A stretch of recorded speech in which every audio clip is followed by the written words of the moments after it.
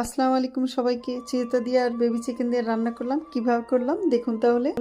মাশাল্লাহ মাশাল্লাহ, দেখতে পাচ্ছেন আমার কত চিড়েতা এগুলো হয়েছে। আজকে দুইটা উঠিয়ে নেব, আমি চিকেন দিয়ে করব।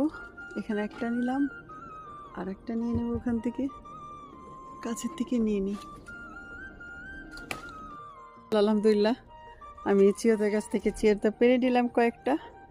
আমাদের জন্য দুটো, পাশে বাসার জন্য চারটা পেরে নিলাম, ওদেরকে দিব আর আমরাও খাবো। পেঁয়াজ একটু ভেজে তার সাথে দিয়ে দিলাম হলুদ, মরিচ, ধনে, জিরে, আর দিয়ে দিলাম ভালো করে ভেজে নিয়ে চিকেনটা। ভালো করে নাড়তে থাকলাম যতক্ষণ পর্যন্ত চিকেন থেকে একটু পানি না বের হয়।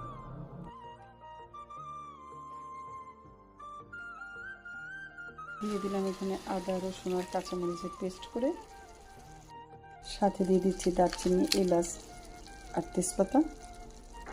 দিয়ে থেকে আমি ছিলে তারপর ছোট ছোট করে কেটে নিলাম। আমাদের ঘরে অসুস্থ মানুষ আছে, তাই আমরা এটাকে সিদ্ধ করে পানি ফেলে দিয়ে তারপর নিয়ে নিলাম। দেখতেই পাচ্ছেন তেল ওঠা পর্যন্ত ওয়েট করলাম চিকেনটা। তারপর চিকেনটা তেল উঠে গেল, আমি চিয়েতাগুলো এর সাথে দিয়ে দিলাম। দিয়ে ভালো করে কষাতে থাকলাম। আমি কষা কষা রান্না করব, এই জন্য মাত্র 1 কাপ পানি এর সাথে অ্যাড করেছিলাম।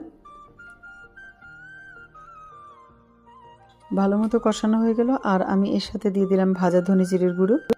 মাশাল্লাহ, দেখতে পাচ্ছেন হয়ে গেল আমার চিড়েতা দিয়ে আর ছোট চিকেন দিয়ে রান্না করা। এভাবে ভুনা করে নিলে রুটি, ভাত, পরোটা সব কিছুর সাথে খেতে পারবেন। হয়ে গেল আমার এবছরের প্রথম চিয়েতা দিয়ে আর বেবি চিকেন দিয়ে রান্না করা। চলে আসবো অন্য কোনো নতুন ভিডিও নিয়ে। আল্লাহ হাফেজ।